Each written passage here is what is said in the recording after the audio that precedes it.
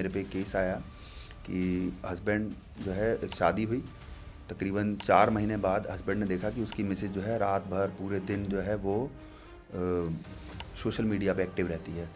तो उसको बड़ा, और वो इंजीनियर था, सॉफ्टवेयर इंजीनियर था। व्हाट्सअप है, उसको स्कैन किया जा सकता है लैपटॉप पे, तो इंजीनियर था, उसको नॉलेज था, तो उसने उसका स्कैन कर लिया और स्कैन करके वो उसको चैटिंग देखने लगा रेगुलरली। जैसे ऑफिस गया, वहाँ पे चैटिंग चेक कर रहा है, शाम को चैटिंग चेक कर रहा है। मिसेज को नहीं पता है कि उसकी चैटिंग चेक हो रही है, लेकिन वो चेक कर रहा है।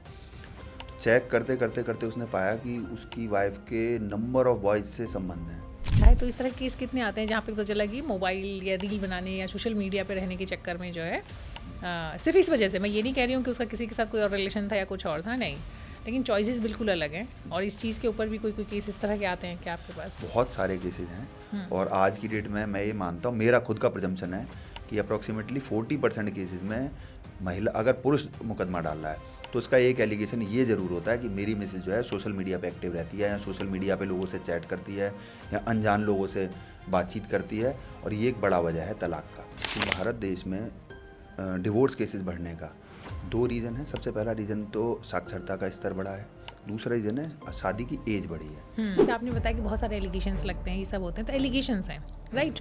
तो क्या ऐसे केस भी आपके सामने आते हैं जहाँ पे पुरुष बताते हैं कि महिला ने मुझे पीटा, फिजिकल टॉर्चर किया, जो डोमेस्टिक वायलेंस की बात कर रहे थे ना, क्योंकि महिलाएं तो लगाती ही हैं, कुछ जेन्युइन भी होते हैं, कुछ नहीं भी होते हैं, लेकिन क्या आपने ऐसे इस तरह केस भी आपके सामने आते हैं जहाँ पे कि देखते हैं कि पुरुष जो है वो इस लेवल तक बता रहे थे कि महिलाएं उन्हें पीट रही हैं, पत्नी?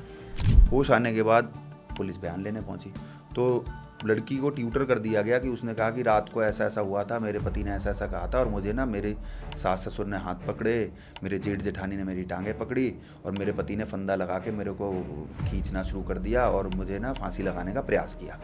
जब भी इस तरह कुछ मामला आता है तो फिर सबसे पहले पूरी फैमिली को लपेटा जाता है, ठीक है, सास ससुर से लेकर के, और आपकी सिस्टर इन लॉ जो भी है उसमें है, घर में रहते हैं या नहीं भी रहते हैं, दूर दराज में भी रहते हैं, लेकिन रिश्ते में हैं, ब्रदर इन लॉ हो गया, ये सबको, तो वो लोग फिर उनके लिए क्या किया जा सकता है?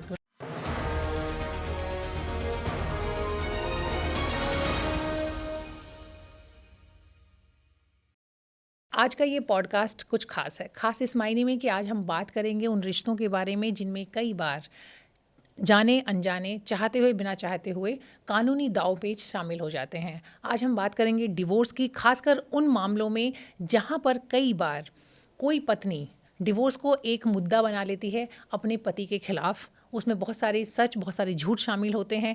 कई बार ऐसा होता है कि पति बेचारा बेगुनाह फंस जाता है। तो इस तरह के मसलों से कैसे बचाव मुमकिन है, या पुरुष क्या करें कि अपने आप को वो प्रोटेक्ट कर सकें? हमारे साथ हैं सीनियर एडवोकेट मनीष भदौरिया। तो मनीष जी, बहुत बहुत स्वागत है आपका।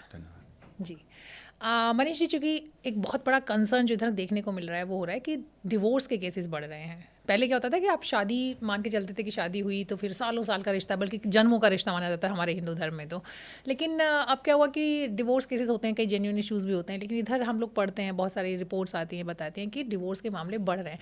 तो आप भी इस तरह की चीज़ें आप नोटिस की हैं आपने कि वाकई डिवोर्स के केसेस बढ़ गए हैं पहले के मुकाबले? देखिए, डिवोर्स के केसेस बढ़ने के 2 रीज़न हैं। पहला रीज़न तो आबादी तो बढ़ ही रही है, दूसरा लोगों में जो सोच बदल रही है। हम जो बेसिकली भारत की सभ्यता, पाश्चात्य सभ्यता को फॉलो कर रही है, शादी की एज बढ़ रही है, तो लोगों की एस्पिरेशंस बहुत ज़्यादा होती हैं कि मेरा हस्बैंड ऐसा हो, या वाइफ की हस्बैंड के एस्पिरेशन रहता है कि मेरी वाइफ ऐसी हो। तो वो जब एस्पिरेशंस पूरी नहीं होती तो कन्फ्लिक्शंस क्रिएट होते हैं, जो कि डिवोर्स का बहुत बड़ा वजह है। तो उन्हीं चीज़ों की वजह से लोगों में जो है पहले इनसिक्योरिटी होगी, फिर डिजिटल मीडिया है, सोशल मीडिया है, उनकी वजह भी एक डिवोर्स का बड़ा कारण है। जैसे कि मैं एक शेयर करना चाहूँगा, मेरे पे एक केस आया कि हस्बैंड जो है, एक शादी हुई, तकरीबन 4 महीने बाद हस्बैंड ने देखा कि उसकी मिसेज जो है रात भर पूरे दिन जो है वो सोशल मीडिया पे एक्टिव रहती है। तो उसको बड़ा, और वो इंजीनियर था, सॉफ्टवेयर इंजीनियर था, तो उसने उसका उस समय इतना प्रचलित नहीं था, लेकिन ज्ञान था कि जो व्हाट्सअप है उसको स्कैन किया जा सकता है लैपटॉप पे। तो इंजीनियर था, उसको नॉलेज था, तो उसने उसका स्कैन कर लिया और स्कैन करके वो उसको चैटिंग देखने लगा रेगुलरली। जैसे ऑफिस गया, वहाँ पे चैटिंग चेक कर रहा है, शाम को चैटिंग चेक कर रहा है। मिसेज को नहीं पता है कि उसकी चैटिंग चेक हो रही है, लेकिन वो चेक कर रहा है। तो चेक करते करते करते उसने पाया कि उसकी वाइफ के नंबर ऑफ बॉयज से संबंध है। उनसे वल्गर चैटिंग भी हो रही है, खुला हंसी मजाक हो रहा है। इवन उसने ये नोटिस किया कि उसकी वाइफ ने एक बॉयफ्रेंड को टाइम दिया कि 5 बजे हम मिलेंगे, तो उसकी वाइफ का 4 बजे उसके कॉल आ जाता है कि आज मेरे पापा की तबीयत ख़राब है और मुझे देखने जाना ज़रूरी है, मैं 8 बजे तक आ जाऊँगी, मैं जा रही हूँ। तो वो चली गई। फिर वो उसी टाइम पे जब उसने कॉल किया 5 बजे या 5:30 बजे कि साहब पापा की तबीयत कैसी है, तो मतलब पहले तो उसने कहा हाँ ठीक है, तो उसने कहा अच्छा ठीक है सुनो, तो उसने फ़ोन काट दिया। तो उसने वीडियो कॉल किया तो वीडियो कॉल नहीं उठाया। अल्टीमेटली उन दोनों में इतना ज़्यादा डिस्प्यूट बढ़ गया कि उसने वो सारी चैटिंग्स का, वो सारे लड़कों के नंबरों का, सब चीज़ों का अपना पूरा प्रिंट आउट लिया और मेरे पास आया कि साहब ऐसे ऐसे हालात हैं। तो वो पहला केस था इंडिया का, कि उसमें जो है उसी आधार को बना के मैंने कोर्ट में केस डाला। ऑनरेबल कोर्ट ने उसको कंसीडर किया, लड़की को नोटिस किया, रिप्लाई भी आया, और फिर अल्टीमेटली जाके कुछ साल मुकदमा चलने के बाद दोनों का डिवोर्स हो गया। तो एक बड़ी वजह है कि ये जो सोशल मीडिया का जो प्रसार हो रहा है और लोगों की शादी की एज बढ़ रही है, ये डिवोर्स का बड़ा वजह है। तो ये जो आपने बताया कि इस तरह का केस, खासकर जो ये केस आपने भी डिस्कस किया, इस तरह के केस में जब डिवोर्स होता है तो वहाँ पे मतलब जैसे म्यूचुअली हो गया ऑफ कोर्स, म्यूचुअली हुआ अल्टीमेटली। तो यहाँ पे जो है लड़की के फेवर में भी कुछ चीज़ आती है, जैसे दूसरा मैं बात करूँगी एलमनी वगैरह पे, लेकिन इसमें भी मतलब फिर जब चूँकि लड़की की गलती थी तो इसमें फिर किस तरह का जो कोर्ट ने क्या आदेश दिया अल्टीमेटली? देखिए हमारे देश के कानून में ना हर चीज़ को साबित करने का, हर चीज़ को प्रस्तुत करने का, हर चीज़ को कोर्ट के सामने ले जाने का एक तरीका अख्तियार किया गया है। उसी तरीके के आधार पे आपको वो ड्राफ्टिंग करके वही चीज़ें कोर्ट के सामने ले जानी पड़ेंगी, और एक प्रोसेस है, उस प्रोसेस को फॉलो करके आपको उनको प्रूव करना पड़ेगा। तो ये एक बहुत लेंदी प्रोसेस है, और ये दोनों ही पार्टियों के लिए बड़ा पेनफुल होता है, चाहे वो लड़की वाले हों चाहे वो लड़के वाले हों। अब जैसे मैं हस्बैंड की तरफ से था तो मैंने उसको पूरा बताया, उसके पास बिल्कुल क्लियर कट प्रूफ्स थे, लेकिन उनको प्रूव करने में जो समय लगता है, जो उसने मैंने डाला, फिर सर्टिफिकेट लगाया 65B का कि साहब ये सही हैं सारी चीज़ें, फिर उनको प्रूव करने के लिए विटनेसेस को बुलाया, एग्जामिन कर रहा हूँ, ये कर रहा हूँ, उसमें 2-3 साल खिंच गया। इतने में लड़की को भी ये था कि साहब जल्दी निपटे, और लड़के को भी था कि भाई जल्दी निपटे। तो फिर अल्टीमेटली मीडिएशन गया और लोग दोनों ने बैठ के फाइनली सेटल कर लिया। तो कहना चाहिए कि मुकदमों की जो लेंथ है, जो लंबाई है, जो चलने का दौर है, वो इतना लंबा खिंच जाता है कि मैट्रिमोनियल केसेस ज़्यादातर सेटल ही होते हैं। नहीं, और मेरा mutually होता जो है। सवाल था वो इसलिए था कि जो कि हम लोग, मैं आऊँगी उस पे भी, मुद्दे पे जो मैं पूछना चाहती हूँ आपसे, लेकिन मेरा सवाल इसलिए यहाँ पे ऐसा था कि चूँकि जैसे मान लीजिए नॉर्मली जब कोई सेपरेट होते हैं हस्बैंड वाइफ, तो महिलाओं को बहुत सारी चीज़ें उनको दी जाती हैं, खासकर महिला, क्योंकि मेल्स जो होते हैं, हस्बैंड जो होते हैं वर्किंग होते हैं, तो उनकी जायदाद में से, उनकी अर्निंग में से जो भी हिस्सा होता है तो महिलाओं को दिया जाता है। तो इस तरह का केस जहाँ पे कि लिटरली लड़की की गलती है, मतलब उसकी वजह से डिवोर्स हो रहा है, उसमें भी क्या इस तरह की चीज़ें दी जाती हैं कि आपको ये एलिमिनेट दी जाएगी या बिल्कुल ये दिया हिस्सा दिया जाएगा? तो ये तो फिर जी आप कुछ कह बिल्कुल रहे थे। दिया जाता है। मैंने कहा ना कि यहाँ एक प्रोसेस है, आप पे क्लियर कट प्रूफ जरूर है, लेकिन वो साबित नहीं हुआ है कोर्ट में। जब तक वो साबित नहीं होगा तब तक उसकी चीज़ों को नहीं बंद किया जाएगा। जैसे कि हमारे मेंटेनेंस के केस में, एक मैं फॉर इंस्टेंस बता रहा हूँ कि ये प्रोविज़न है कि अगर कोई महिला बिना किसी वजह हस्बैंड के साथ रहने से इनकार करती है, दूसरा वो एडल्ट्री में रहती है, तो फिर उसको मेंटेनेंस नहीं मिलेगा। लेकिन इंटरिम की स्टेज पे, फर्स्ट स्टेज जो आती है, उस पे जज इंटरिम मेंटेनेंस ग्रांट कर देता है कि साहब आप इन चीज़ों को साबित करना कि एडल्ट्री में रह रही है या बिना वजह आपके साथ नहीं रह रही है। जब फाइनल जजमेंट आता है 2 साल 4 साल 5 साल मुकदमा चलने के बाद, तब जज कंसीडर करके उस हालात में उसको कैंसिल करता है या ख़त्म करता है। लेकिन जो व्यक्ति दे चुका है 5 साल का खर्चा मैसेज को अपनी, वो रिटर्न नहीं होगा। तो भारत देश में ये खामी मान तो लीजिए अब तो या एडल्ट्री की परिभाषा बदल गई है अभी हाँ तो। बिल्कुल बदल गई है, लेकिन एडल्ट्री मीन्स, एडल्ट्री की परिभाषा नहीं, एडल्ट्री को ऑफेंस से हटा दिया गया हाँ है। एग्जैक्टली, मेरा मतलब परिभाषा वही वही था, है, परिभाषा वही है, बट परिभाषा ऑफेंस, वही हाँ है, मैं वही और कहना एज ए चाहती हूँ। ऑफेंस उसको हटा दिया गया है। उसको जो आईपीसी की धारा है हमारी, जो बीएनएस बन गई, बीएनएस से हटा दिया गया है। लेकिन वो आज भी डिवोर्स में एक अच्छा और बड़ा ग्राउंड है जिसको हम अच्छा। प्रूव करने पे हम डिवोर्स ले सकते हैं, ओके। किसी भी महिला या पुरुष से। तो ये सारी चीज़ें हैं कि जो आपने कहा कि भाई प्राइमा फेसी, तो प्राइमा फेसी कोर्ट जो है कभी जो महिला है उसके जितने भी राइट्स हैं उनको ख़त्म नहीं करती है, ना रोकती है। प्राइमा फेसी सबको चलता रहेगा। आप एविडेंसेस में फाइनली प्रूव कीजिए तो आपको सारी रिलीफ्स मिलेंगी जो कि लॉ में एनेक्टेड है। ओके, तो अब तो यहाँ पे जो मेरा अगला सवाल है वो इससे ही जुड़ा हुआ है, क्योंकि आपने खुद बताया कि जहाँ पे महिला की अपनी गलती है वहाँ पे क्लियर कट, वहाँ पे भी अगर उसके अपने जो अधिकार हैं वो इंटैक्ट हैं, और या फिर प्रूव करने में पहले तो टाइम इतना निकल जाएगा कि उसी की हिम्मत नहीं है कि आप अपनी ज़िंदगी के, क्योंकि ये ऐसा टाइम होता है जब आपकी लाइफ का बेस्ट टाइम होते हैं, ईयर्स के हिसाब से, अगर आप एज के हिसाब से देखें। अब उसमें आप 3-4 साल इसमें निकाल दें तो कोई भी नहीं चाहता। तो एक तो ये वाला प्रॉब्लम हो गया। दूसरा प्रॉब्लम हो गया कि जब अल्टीमेटली उसको चीज़ें मिलनी ही हैं। ये मैं क्यों पूछ रही हूँ ये सवाल, क्योंकि अभी लेटेस्ट एक केस रहा अतुल सुभाष का, पूरा मीडिया में चर्चा में रहा। एक और दूसरा केस था पुनीत, जो बेकरी, दिल्ली से जुड़ा केस था ये, जो बेकरी चलाते थे उनसे जुड़ा। तो दोनों ही केस में हुआ कि जहाँ पे कि एक में तो क्लियर कट ही था कि वो बिल्कुल बाकायदा वीडियो में बता के जो अतुल ने सुसाइड किया उससे पहले बताया कि मैं किस तरह से मतलब लिटरली टॉर्चर झेल के जा रहा हूँ। तो ये था। फिर वो पुनीत वाले केस में भी यही चीज़ सामने आई कि वो भी कहीं ना कहीं अपनी पत्नी से पीड़ित था। तो ये जो केस हैं ये एक बहुत बड़ा चेंज दिख रहा है सोसाइटी के अंदर, जी, राइट। अभी तक हम मान के चलते थे कि जो पीड़ित होती हैं इस तरह केस में 90% या ज़्यादा, इनफैक्ट मुझे कहना चाहिए 99% महिलाएं होती हैं जी। और तलाक की वजह भी वही होती है कि भाई वो बिल्कुल सताई होती हैं, या फिर हस्बैंड चाहते हैं छोड़ना, नहीं रखना चाहते, शादी को कंटिन्यू नहीं करना चाहते, तो डिवोर्स होते हैं। अब ये जो चीज़ नज़र आ रही है जहाँ पे कि पुरुष इतना, मतलब पुरुष से मेरा मतलब है पति, वो इतना ज़्यादा सताया हुआ है कुछ मामलों में, मैं सारे मामलों की बात नहीं कह रही हूँ। तो और दूसरी तरफ आप कह रहे हैं कि ऑलरेडी उनके फेवर में इतनी सारी चीज़ें होती हैं। तो क्या इस तरह की चीज़ें देखने को मिल रही हैं कि महिलाएं जो हैं वो शादी को लेकर वो वाली सीरियस, वो वाली गंभीरता जो एक होनी चाहिए, उस तरह से ये बदलाव नज़र आ रहा है आपको? देखिए, आपने जो कहा, प्रैक्टिकली हमारे देश की ना कानून व्यवस्था में, मैं फिर वहीं पे आऊँगा, प्रोसेस है। अब प्रोसेस को फॉलो करने के लिए जो है वो उस प्रोसेस में जाने के लिए, उसको साबित करने के लिए सालों का समय लगता है, ठीक है। अब आपने कहा कि भाई अतुल सुभाष पीड़ित हो गया या बेकरी वाले कांड में वो पीड़ित हो गए। ये जब कानून हमारे बनाए गए, जब कानून बनाए गए तो वो ये सोचकर बनाए गए थे और यही देखकर बनाए गए थे कि भारत में महिलाओं की स्थिति बड़ी खराब थी। और आज भी भारत के रिमोट एरियाज में अगर आप जाएंगे तो हालात वही हैं जिसके वजह से कानून बनाए गए हैं। लेकिन मेट्रोपॉलिटन सिटीज़ में जो कहना चाहिए कि विकसित जो शहर हैं, उनमें महिलाओं की स्थिति में काफ़ी हद तक सुधार आ चुका है। तो वहाँ पे इन लॉज का मिसयूज़ हो रहा है, और अदरवाइज देखा जाए तो वहाँ पे उनका मिसयूज़ नहीं होता, जहाँ पर कि वहाँ हकीकत में पीड़ित लोग रहती हैं। बिल्कुल, क्योंकि ऐसे, सॉरी मैं बीच में इंटरप्ट कर रही हूँ, मेरे से भी किसी ने भी रिसेंटली एक केस शेयर किया इस तरह का, और मतलब ये तो दूसरा केस इस पर मैं बताऊंगी आपको। लेकिन आप देखते हैं ना, अक्सर जो हमारे घरों में काम करने वाली महिलाएं होती हैं, ठीक है, तो उनको आप डोमेस्टिक हेल्प जो होती है, तो कई बार मेरा भी वास्ता पड़ा है, उनसे आप पूछते हैं कि क्या हुआ, कुछ नहीं, बताओ क्या हुआ, पति ने पीटा रात में, ठीक है, बहुत नॉर्मल है, बहुत नॉर्मल। अब हम उनसे कहते हैं कि यार ऐसे कैसे पीट देगा, आप आवाज़ क्यों नहीं उठाती हैं? तो उनको वो इतना नॉर्मल लगता है ये सारी चीज़ें, या पति उसे छोड़ करके दूसरी औरत के साथ चला गया, तो ये एक्चुअल में, और वो ना तो वो आवाज़ उठा, वो इतना नॉर्मल लेती हैं इन चीज़ों को, उन्हें लगता है कि ये तो बहुत नॉर्मल सबके साथ होता है।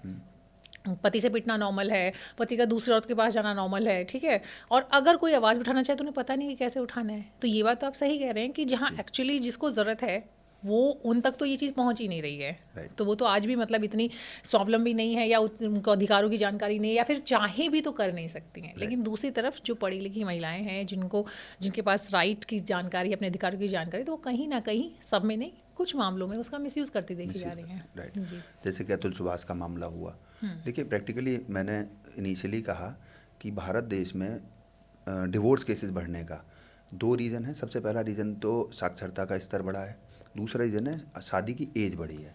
पहले एक महिला की इतनी कम उम्र में शादी कर दी, 18-20 मैक्सिमम होता था, तो उसमें जो है वो ये मानती थी कि एक परिवार से दूसरे परिवार में गई।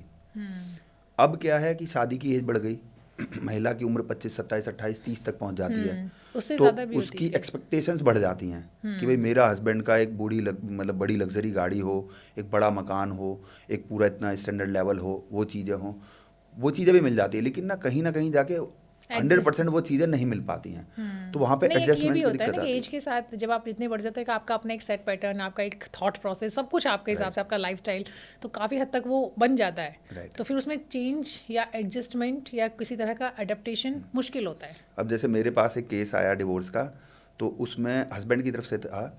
उसमें हस्बैंड ने कहा कि भाई मेरी समस्या यह है कि मैं बड़ा क्लीननेस मतलब पसंद करता हूँ। ओके। कि मेरा ना, अगर मैंने चाय पी के कप रखा तो तुरंत रसोई में जाना चाहिए, मतलब वॉशरूम में जाना चाहिए, कहीं भी सफाई के लिए। मतलब और मेरी वाइफ की आदत यह है कि उठ जाएगा, आप अपना काम करो, उठ जाएगा।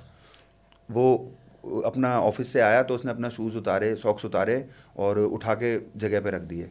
तो वाइफ को कुछ काम पड़ा, उसने अगर नीचे रख दिया तो वो उठा नहीं रखी, उठ जाएगा, या काम वाली उठा देगी। तो कहता है बड़ा मेरे लिए विषय है कि यार मेरी मिसेज मेरी तरह क्लीननेस क्यों नहीं रखती है। तो वो उस वजह से उनके धीमे धीमे डिस्प्यूट इतने बढ़ते गए कि वो मिसेज ने सबसे पहले 498 स्टार्ट करा, दहेज का कानून, कि भैया मेरे को दहेज के लिए तंग करते हैं। 1-2 केस डालने के बाद हस्बैंड ने मेरे पास आए तो उन्होंने स्टार्ट करा कि साहब मुझे तो अब डिवोर्स ही चाहिए। तो ये छोटी छोटी चीज़ें जो हाँ, है ना, मतलब ये तो बड़ा शॉकिंग है कि एक इतनी छोटी सी चीज़, इसको तो मतलब दोनों में से थोड़ा सा अगर वो एडजस्ट कर लें, हस्बैंड थोड़ा सा, ऑब्वियसली जो अपना बेसिक नेचर नहीं बदलता, और थोड़ा सा वो जो उनकी मोहतरमा थी कि वो एडजस्ट कर लें कि भाई ठीक है, अगर सामने वाले को नहीं पसंद है तो उसकी बजाय उसे बैठ करके एक सॉल्यूशन निकालने की बजाय अलग हो जाते हैं। तो अलग होना इतना आसान हो आज गया की है। डेट में सोशल मीडिया और लॉज का ज्ञान इतना ज़्यादा दिया जा रहा है। जैसे कि दिल्ली में दिल्ली लीगल सर्विस अथॉरिटी है और इंडिया भर में है वो, नालसा के नाम से। तो वहाँ पे ना लोगों को कानूनी ज्ञान दिया जाता है, महिलाओं को, पिछड़े वर्ग को, अनुसूचित जाति जनजाति के लोगों को, बुजुर्गों को फ्री कानूनी सहायता दी जाती है। तो उसमें भी लोगों को ये कहा जाता है कि आपके राइट्स ये हैं, कॉन्स्टिट्यूशनल राइट्स ये हैं, आपके जो लोकल राइट्स ये हैं। जब आदमी को अपने अधिकारों का ज्ञान होता है तो वो कहीं ना कहीं उनका उपयोग करता है। लेकिन जो लोग हैं कि देखिए, जिनका उपयोग तो करें पर वो दुरुपयोग नहीं होना चाहिए ना। दुरुपयोग के लिए ही तो कोर्टें बनी हैं, कि आपका दुरुपयोग ना हो इसीलिए कोर्ट बनी है। लेकिन कोर्ट्स का प्रोसेस इतना लंबा कर दिया गया है कि वो दुरुपयोग ही हो जाता है। अब जैसे कि आपने अभी कहा कि साहब जब क्लियर कट प्रूफ है तो महिलाओं को इतना रिलीफ इनिशियली क्यों, वो इनिशियल जो है ना, वो इनिशियल की वजह से अल्टीमेटली जो व्यक्ति हकीकत में सबूतों के साथ उन चीज़ों को झेल रहा था और सबूतों को इकट्ठा इसलिए कर रहा था कि मौका आने पे मैं कोर्ट को दिखा के न्याय ले आऊँगा, वो न्याय लाने के लिए जो प्रोसेस है उससे परेशान होकर फिर वो अल्टीमेटली कहता है कि साहब इसको निपटाओ, मैं अब इससे परेशान हो गया। क्योंकि इनिशियली तो सारी चीज़ें उसको, मतलब जैसे अतुल सुभाष के मुद्दे में क्या रहा कि उसकी मिसेज ने 10 केस डाल दिए, महीने में 30 दिन होते हैं, उसकी 16 दिन तारीखें होती थी, मेंटेनेंस अलग देता था, सैलरी का पूरा 50% अपने मिसेज के अकाउंट में चला गया, जो उसने बताया सारा। उसके साले साली, उसके सास ससुर, सब लोग उसको टॉर्चर कर रहे हैं। अल्टीमेटली वो इतना फेडअप हो गया, इतना परेशान हो गया कि उसने पूरा डिटेल्ड लेटर लिखा, पूरी डिटेल्ड वीडियो बनाई, लोगों को इस बारे में अपनी अगवानी, इवन उसने कोर्ट तक पे आरोप लगाया कि साहब जज साहब ने भी कहा कि इतना उसे दे दे, इतना मुझे दे दे, तो ऐसा हो जाएगा। तो ये भारतीय कानून की खामी है। लेकिन अब जैसा कि प्रेजेंट सिनेरियो में, क्योंकि जब कानून बनाए जाते हैं तो उस समय के हालात में बनाए जाते हैं, और जब कानून का इम्प्लीमेंटेशन होता है और वो आगे लागू होते हैं तो समय के अनुसार वो बदले भी जाते हैं। जैसे कि अभी 1 जुलाई 2024 को BNS लागू किया, भारतीय न्याय संहिता, और उससे पहले चलता था इंडियन पेनल कोड। 1860 में इंडियन पेनल कोड बना था और 1 जुलाई 2024 तक वही चला। अब भारतीय सरकार ने क्या किया कि उन तीनों जो कानून थे, जो बेसिक जो मेन लॉज हैं, उसमें भारतीय न्याय संहिता, भारतीय नागरिक सुरक्षा संहिता और भारतीय साक्ष्य अधिनियम, ये तीनों का नाम चेंज करा, और तीनों के जो रिलेवेंट प्रोविजंस थे, जो आज के समाज में, आज के सिनेरियो में कहना चाहिए कि अपनी व्यवस्था रखते हैं, जो जरूरी हैं, उन सभी को उसमें इनेक्ट कर दिया। तो अब क्या है, पहले मीडिया नहीं होता था, पहले प्रिंटिंग नहीं होती थी, पहले फोटोग्राफी नहीं होती थी, ऑडियोग्राफी नहीं होती थी, वीडियो कुछ नहीं होता था। तो उस समय का वो चल रहा था कि साहब आप जो है ट्रांसक्रिप्शन लेके आओ और उसको ऐसा करो, उसको ऐसे लगा दो, कोर्ट में ऐसा माना जाएगा। अब उन्होंने एक प्रोसेस बना दिया, आप कुछ भी लगाओ, उसके साथ फलाना सर्टिफिकेट लगा दो, वो वैल्यूएबल होगा। पहले क्या था कि फोटो सिर्फ कैमरे से खींची जाती थी, तो कैमरे का नेगेटिव लाना जरूरी था। तो अब नेगेटिव आएगा तो फोटो प्रूव होगी कि साहब ये जेन्युइन है। अब नेगेटिव नहीं आया तो फोटो फॉर्ज हो गई कि भाई ये तो मैनिपुलेटेड हो सकता है।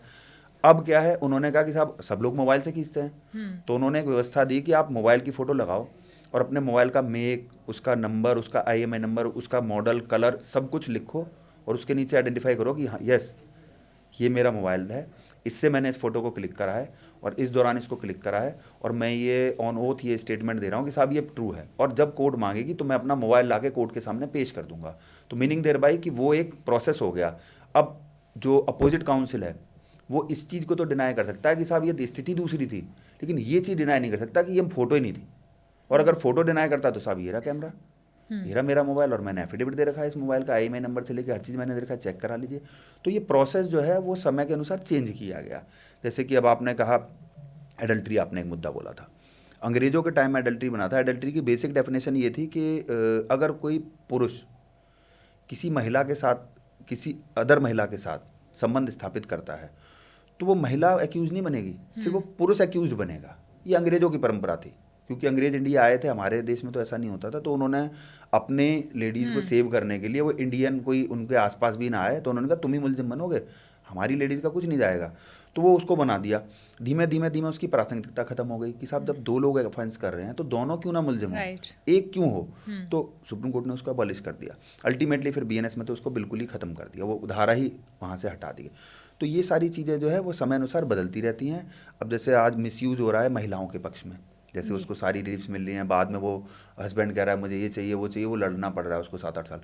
तो ये धीमे धीमे बदलेगा, समय लगता है हर चीज़ में, लेकिन नहीं नहीं, बदलेगा। चलिए हम लोग इस पे तो आगे मैं आपसे पूछूंगी, बट अभी चूंकि एक सीधा सवाल करूंगी मैं आपसे कि अगर मान लीजिए कोई पुरुष पत्नी से सताया हुआ है तो उसे क्या करना चाहिए, उसके पास क्या क्या चीज़ें होनी चाहिए ताकि वो पहले से देखे, कल किसी ने नहीं देखा कि कल क्या होने वाला है। जब कोई रिश्ते की शुरुआत होती है तो आमतौर पर सब कुछ बहुत अच्छा होता है, लेकिन ग्रेजुअली कई बार टाइम के साथ रिश्ते की मिठास भी खत्म हो जाती है, बल्कि कड़वाहट हो जाती है, और तब आप पहले की बहुत सारी चीज़ें अब सोचते नहीं कि ऐसा होगा।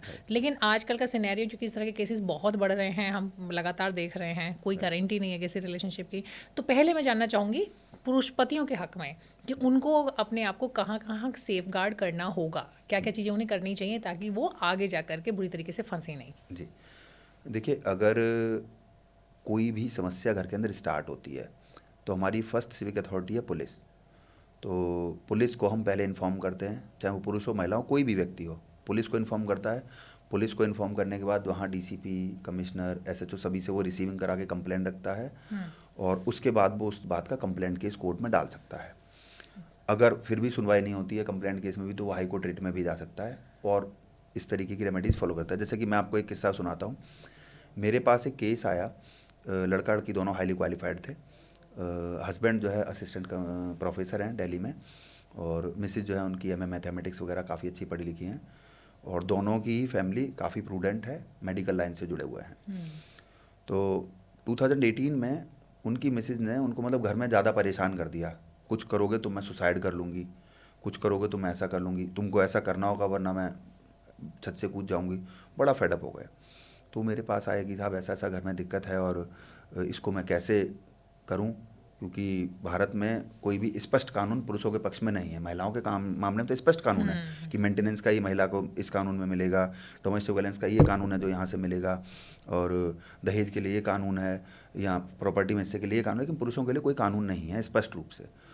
तो मैंने कहा कि साहब आपके सामने सीधी रेमेडी ये है कि आप पुलिस में कंप्लेंट लगाइए।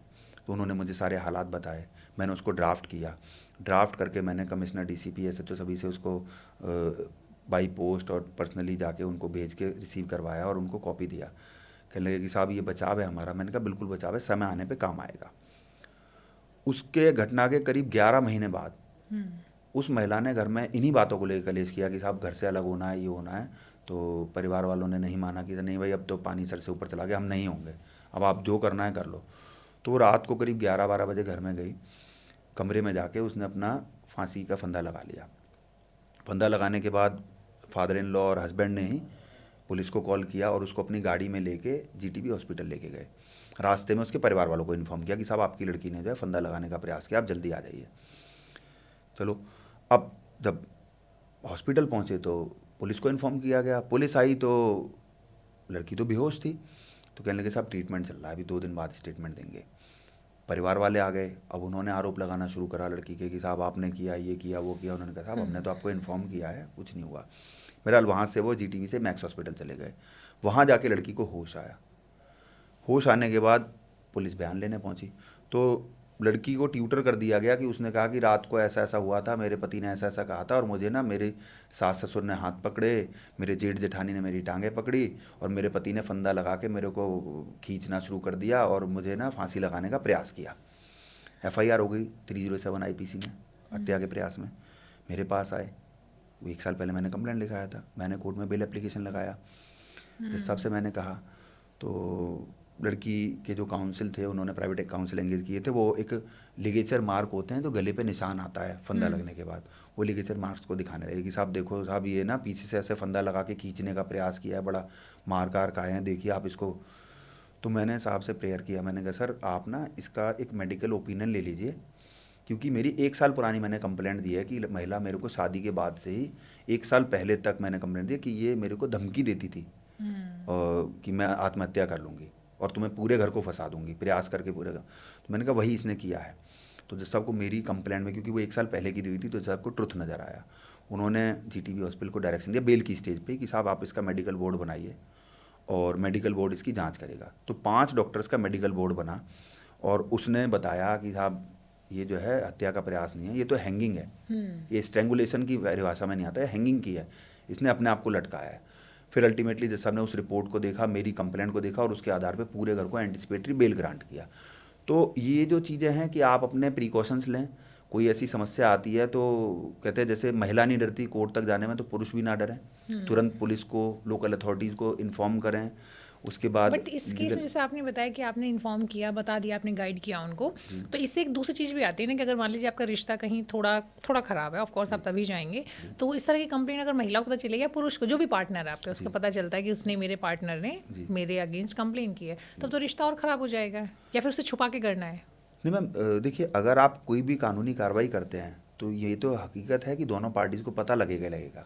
पुलिस जब भी आप पुलिस के पास कंप्लेंट लेके जाएंगे तो पुलिस की हाँ, ड्यूटी पुलिस है, इंक्वायरी करेगी, ड्यूटी है वो इंक्वायरी करेगी। लेकिन जब ये होता है कि महिला या पुरुष, मेरा मानना है कि दोनों ही, ऐसा नहीं होता कि हर महिला ये सोच कर ही जाती है कि मैं परिवार बिगाड़ कर आऊंगी। बिल्कुल बिल्कुल। ना पुरुष सोच के शादी करता कि मैं महिला के वजह से बिगाड़ दूंगा। कहीं ना कहीं खटास होती है और वो खटास जब उस लेवल पे पहुंच जाती है कि दोनों के सर से ऊपर पानी जाने लगता है, वो तभी इस स्थिति में आते हैं।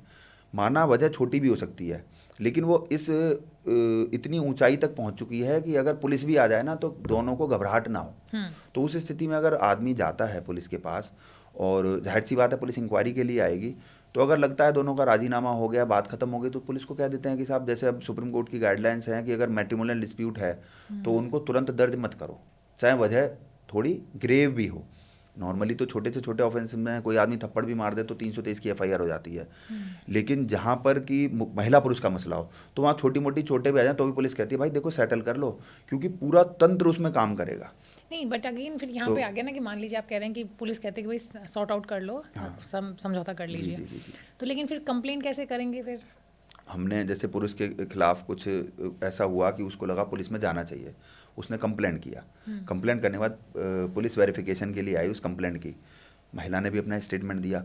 अब अगर पुलिस को इनिशियली ये लगता है कि यार ये छोटा सा घर का विवाद था या किसी वजह को लेकर विवाद था, जो विवाद वो वजह ख़त्म हो चुकी है या उस वजह को थोड़ा सा समझाने से ख़त्म किया जाता है, तो पुलिस जो है लोकल एनजीओज जो हैं उनको बुला के दोनों की काउंसलिंग करवा देती है। कई बार जो दिल्ली सरकार के मध्यस्थता केंद्र हैं उनमें मैटर को भेज देती है कि साहब मध्यस्थ जो है वहाँ पे जो ट्रेंड मीडिएटर्स होते हैं वो दोनों पार्टीज को समझाते हैं कि अरे छोटी मोटी बातें इनको ख़त्म करो, वो कर लेती है। उसके बाद अगर फिर भी नहीं बनता है मसला तो पुलिस इस मैटर को जो उस इलाके की क्राइम अगेंस्ट वुमेन सेल है, महिला अपराध शाखा है, वहाँ रेफ़र कर देती है कि साहब आप अपनी वहाँ ग्रीवांसेस लेके जाओ, वहाँ बताओ, वहाँ भी पुलिस काउंसलिंग प्रोसेस ही करती है, वो आपकी चीज़ों का निवारण करेगी और नहीं होगी तो फिर वो मुकदमा दर्ज करके कानून के अनुसार आगे बढ़ेगी। तो जो आपने कहा कि कहाँ जाएं, तो वो पुलिस तो जाना ही पड़ेगा और उस प्रोसेस को तो फॉलो करना ही पड़ेगा। ठीक है, तो एक तो हो गया कि आप पहले से ही अगर आपको लगता है कोई भी कोई भी खतरा है या किस तरह का रिलेशन में मतलब वो जो स्मूथनेस नहीं दिख रही, तो आप पुलिस के पास जाएं, अपनी कंप्लेंट दर्ज करें, ताकि फ्यूचर में अगर कुछ गड़बड़ होता है या महिला की तरफ से कोई ऐसा एक्शन होता है तो आपके पास एक सबूत हो। उसके अलावा और क्या कर सकते हैं, क्योंकि एक प्रॉपर्टी का मसला बहुत आता है कि पता चला जी प्रॉपर्टी से मेरे हिस्सा चाहिए, उसकी जो सैलरी है उसमें से भी जो है आपको ये चाहिए एलिमनी के नाम पर, और भी बहुत कुछ चीज़ें होती है, लेकिन दूसरा हिस्सा प्रॉपर्टी या एलिमनी का हो गया, तो इसमें फिर आप इसमें क्या सलाह देते हैं? देखिए, हस्बैंड की प्रॉपर्टी में वाइफ का पूरा राइट है। पूरा राइट इन द सेंस जैसे हस्बैंड का अपने नाम से मकान है तो उसमें रहने का राइट है, हिस्सा लेने का नहीं है, रहने का राइट है। अच्छा। हस्बैंड की अगर खुद की सैलरी है, उसकी खुद की अर्निंग है, तो हस्बैंड को उस वाइफ को उस सैलरी में से अपना एक शेयर जो एज पर रूल और लॉ बनता है उतना हिस्सा और शेयर लेने का राइट है।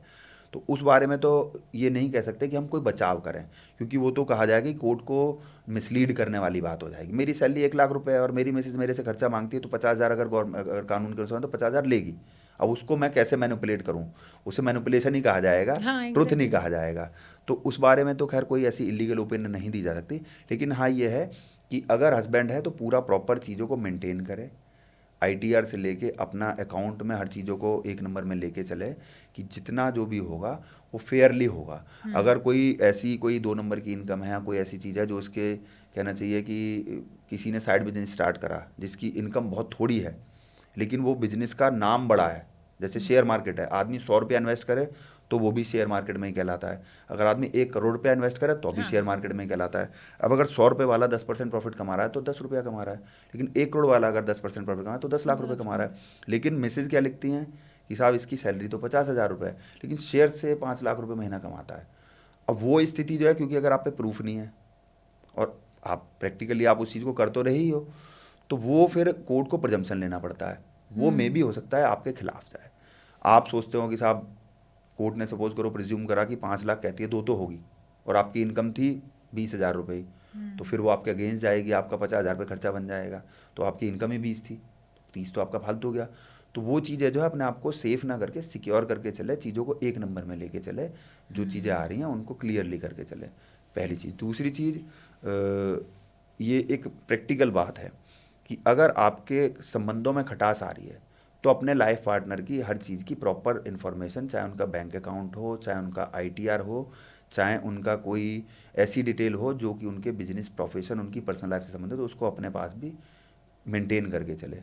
अगर डिस्प्यूट्स हैं, क्योंकि मियाँ बीवी का रिश्ता जो है बड़ा फिड्यूशियरी होता है, वो विश्वास का रिश्ता है, उसमें कहना चाहिए कि अगर हम नींव ही शक के दायरे में लेके चलें कि नहीं साहब मैसेज है, कल को डिस्प्यूट डालेगी तो आज मैं सबूत इकट्ठा करने शुरू करूं या मैं इसकी इंक्वायरी करने शुरू करूं, तो वो रिश्ता बिगड़ेगा ही बिगड़ेगा। वही वही मेरा सवाल लेकिन है। अगर रिश्ता बिगड़ चुका है तो फिर आपको प्रिकॉशंस लेने चाहिए, अपने सबूतों को, अपनी चीज़ों को इकट्ठा और अपने आप ने कंट्रोल में रख के लेना चाहिए। कल को अगर ईश्वर ना करे ऐसा मौका आता है कि आपको कोर्ट का दरवाज़ा खटखटाना पड़ता है, पुलिस के पास जाना पड़ता है, तो उन सबूतों को, उन चीज़ों को फिर कोर्ट के सामने आप पुख्ता तरीके से रख सकते तो हैं। एक चीज़ तो आपने बोला कि अगर ऐसा कुछ लगता है तो आप पुलिस के पास जाएं और उसकी अपना पूरा डिटेल, अपनी जानकारी अपने पास भी रखें। दूसरा आपने बताया कि फाइनेंशियल मैटर जो भी हैं, मतलब कुछ भी ऐसा ना रखें कि कुछ वेग या कुछ फेक, दोनों ही चीज़ें ना रखें। आप उसकी जगह जो भी है अपना वाइट में रखें, ठीक है, ताकि क्लियर कट कल को आप साबित कर पाएँ। लेकिन मान लीजिए किसी को शेयर मार्केट में, जो आपने एग्जाम्पल दिया था, शेयर मार्केट में लगा नहीं है पैसा, तो कोई इस वजह से तो नहीं चुप, मतलब बंद कर देगा कि मेरी पत्नी कल को मुझ पर एलिगेशन ना लगा दे। तो वो भी अगेन फिर मतलब मान लीजिए किसी का फुल टाइम यही काम ही है शेयर मार्केट को ही करना, देखना, तो वो तो उसको चेंज कैसे करेगा? देखिए, मैंने आपसे जो कहा, मैंने कहा कि अगर आप शेयर मार्केट में 1 लाख रुपया लगा रहे हो तो 1 लाख एक नंबर का अपने अकाउंट से लगा के रखो। अच्छा, okay. जो आप साबित कर पाओ। अब ऐसा नहीं होता ना, कई बार मैंने देखा लोगों को कि फ्रेंड के नाम से लगा दिया या किसी जो शेयर मार्केट के जो ब्रोकर्स होते हैं, पर अगर आरोप की बात है तो उसका फिर सामने वाला कहते हैं कि ये तो 10 लाख लगाते, इन्होंने दिखाया सिर्फ 1 लाख। हाँ, तो वही चीज़ है ना कि आप अपनी चीज़ों को एक नंबर में करें। फाइनेंशियल ट्रांजेक्शन है जो आपके अकाउंट में शो हो रहा है उतना ही हो आपका। या फिर बट अगर किसी ने कहा, महिला ने कहा, पत्नी ने कहा कि भाई ये तो 1 लाख दिखा रहे हैं लेकिन 10 लगा रहे हैं, तो फिर पत्नी को भी तो प्रूव करना पड़ेगा ना कि वो 9 कहाँ है। बिल्कुल करना पड़ेगा, लेकिन प्राइमा फेसी जो आता है ना, इनिशियल स्टेज, मैंने कहा जैसे अभी आपने कहा कि महिला पे, पुरुष पे आरोप है कि साहब ऐसा ऐसा कर रहा है, या पुरुष पे सबूत है कि महिला मेरी ऐसी ऐसी कर रही है, तो वो उनको सबूत को साबित करने में तो 5 साल लगेगा। लेकिन प्राइमा फेसी तो मेंटेनेंस बंदेगा ही बंदेगा। जो 5 साल मुकदमा चलेगा उस दौरान तो उसे मेंटेनेंस देना ही पड़ेगा। तो वो चीज़ें एक नंबर में लेके चले, उनको क्लियर करके चले। जैसे कि सपोज कीजिए कि अब हम कहते हैं प्रॉपर्टी डीलर। अब प्रॉपर्टी डीलर क्या है कि अब भाई एक आदमी बड़े बड़े फार्म हाउस बिकवा रहा है, करोड़ों का कमीशन ले रहा है, एक आदमी 50 गज के 40 गज के मकान बिकवा रहा है, उनका कुछ हज़ारों में कमीशन ले रहा है। अब प्रॉपर्टी डीलर की तो डेफिनेशन ही नहीं है ना किस लेवल का प्रॉपर्टी डीलर होगा। तो आप अपने ट्रांजैक्शंस को इतना वाइट में रखें कि आप साबित करके साहब प्रॉपर्टी डीलिंग तो कर रहा हूँ, लेकिन मेरी इनकम 10 से 20,000 रुपये है या 50,000 रुपये है। जो मेरी मिसेज कह रही है कि मैं प्रॉपर्टी डीलिंग से 10 लाख रुपया कमा रहा हूँ, तो ऐसा कोई मेरा ट्रांजैक्शन नहीं है, देख लो साहब मेरे अकाउंट में आ रहा है। क्योंकि आप मना तो कर नहीं सकते अपने बिजनेस को। आपने विजिटिंग कार्ड भी छपाए होंगे, आपने बोर्ड भी लगाया होगा, आपने ऑफिस भी बनाया होगा, माना कि कोई रजिस्ट्रेशन ना करा रखा हो, लेकिन वो सारी चीज़ें तो आपने की हुई है ना। तो वो चीज़ें एक नंबर में करके रखें, तब आपकी सेफ्टी सिक्योरिटी हो सकती है। दूसरी बात यह है कि जब संबंधों में खटास आए तो अपनी चीज़ों को मैनेज करें, विस्तार ना करें। जब इंसान का अच्छा वक्त आता है तो इंसान हर चीज़ों को बड़ा बढ़ा चढ़ा के कि भाई साहब मैं प्रॉपर्टी डीलिंग भी कर लूँ, मैं शेयर ट्रेडिंग भी कर लूँ, मैं जॉब भी कर लूँ, मैं अपनी चीज़ों को और 1-2 काम ऐसा कर लूँ कि मेरी ना इनकम बढ़ जाए, मेरी जो फाइनेंशियल कैपेसिटी बढ़ जाए, मेरी इकोनॉमिक ग्रोथ हो जाए। और जब इंसान का बुरा वक्त आता है तो चीज़ों को वो समेटना शुरू कर देता है। तो ये जो मियाँ बीवी का डिस्प्यूट है, बुरा वक्त है, तो चीज़ों को इतना समेट, अगर ऐसा कोई कन्फ्लिक्शन पैदा होता है, शुरुआत होती है, तो अपनी चीज़ों को समेट कर रखे, तब वो जाके उन चीज़ों को मेंटेन कर पाएगा। और एक और आपने कहा कि अब क्या क्या कार्रवाई करते हैं। हाँ, बेटा तीसरी चीज़ ये आती है जो मुझे लगता है कि पैसा हो गया और एक इंडिविजुअल वो हो गया कि सिक्योरिटी और आप फ्यूचर के लिए, लेकिन तीसरा आता है जैसे फैमिली वाले, कि जब भी इस तरह कुछ मामला आता है तो फिर सबसे पहले पूरी फैमिली को लपेटा जाता है, ठीक है, सास ससुर से लेकर के और आपके सिस्टर इन लॉ जो भी है उसमें है, घर में रहते हैं या नहीं भी रहते हैं, दूर दराज में भी रहते हैं लेकिन रिश्ते में हैं, ब्रदर इन लॉ हो गया ये सबको, तो वो लोग फिर उनके लिए क्या किया जा सकता है? मतलब उन पर भी एलिगेशन लगेंगे ये तो तय है। देखिए, नॉर्मल में हमारी वकालत में एक ट्रेंड है कि जब, ट्रेंड है, ये हकीकत भी है कि जब कोई माँ बाप को लगता है कि बेटा बहू में डिस्प्यूट स्टार्ट हो गया, नॉर्मली मियाँ बीवी में डिस्प्यूट स्टार्ट होते हैं, बाद में आगे तक जाते हैं, तो वो न्यूज़पेपर में पब्लिकेशन के द्वारा अपने बच्चे को बेदखल कर देते हैं। फर्स्ट स्टेप जो होता है, अच्छा। एक लोकल पुलिस को, कमिश्नर डीसीपी को एक कंप्लेंट रिसीव करा देते हैं कि साहब हमारे बेटे से हमने संबंध खत्म कर लिए हैं अखबार में पब्लिकेशन के द्वारा, क्योंकि उनका ऐसा ऐसा फला फला डिस्प्यूट रहता है और हम भैया हम नहीं झेल पाएंगे इसको। पहला काम तो ये हो गया। दूसरा, अगर उन्हें लगता है कि साहब बिल्कुल ही हालात ख़राब हैं, बात नहीं बन पा रही है, तो वो बेटे के खिलाफ या बेटा बहू के खिलाफ मुकदमा डाल देते हैं कि साहब इन्हें अपना हमारे घर से निकाला जाए, या दोनों अलग रह रहे हैं तो हमारे घर में एंट्री ना दी जाए, या हमारे बेटे को परमानेंटली हमारे से डिसोन कर दिया जाए कि कोई भी चीज़ वो हमसे क्लेम ना कर पाए भविष्य में। तो ये है। दूसरी बात, जो परिवार के और सदस्य हैं, जैसे बड़ा भाई हो गया या ये हो गया, जब डिस्प्यूट स्टार्ट होता है तो वो लोग अपनी सेपरेट कंप्लेंट डाल सकते हैं कि साहब हम अलग रहते हैं, हमारी शादी को इतना टाइम हुआ है, इनकी शादी को इतना टाइम हुआ है, हमारा कोई इनसे किसी प्रकार का लेना देना नहीं है, ना प्रोफेशनल ना पर्सनल, तो हमें इनसे अलग माना जाए। तो ये सारे सबूत जब कोई मुकदमों की नौबत आती है तो जो पुलिस इन्वेस्टिगेशन कर रही होती है तो उसमें वो वहाँ पे सबूत दे के अपना जो है पक्ष रख सकते हैं, और उस पक्ष के आधार पर उनके नाम भी हट जाते हैं, डिस्चार्ज भी हो जाते हैं कोर्ट से, और जो सारे बेनिफिट्स हैं उनको प्राप्त हो जाते हैं। तो मान लीजिए किसी ने ये कहा उस मोमेंट पे और तलाक हुआ है नहीं हुआ, मतलब हो ही, ऑफ कोर्स नहीं हुआ तब तो सिचुएशन अलग ही होगी डिस्प्यूट के बाद भी, लेकिन अगर तलाक हो गया तो उसके बाद जो माँ बाप हैं जिन्होंने अपने बेटे को डिसोन किया, तो वापस मतलब वो कैसे कनेक्ट होंगे वापस फैमिली में लीगली? लीगली तो उनको फिर अपना अखबार में पब्लिकेशन देना फिर होगा से कि भाई मैंने उनको एंटर कर लिया है, पहली चीज़। दूसरी चीज़, नॉर्मली आप अपनी ही संपत्ति से, मतलब माँ बाप अपनी ही संपत्ति से बच्चे को बेदखल करते हैं, तो एक उन्होंने कोर्ट प्रोसेस करके उसको डिसोन कर दिया, राइट। अब डिसोन करने के बाद उन्होंने उसको पब्लिकेशन के ज़रिए या पुलिस इंटीमेशन के ज़रिए उसको दोबारा से अडॉप्ट कर लिया।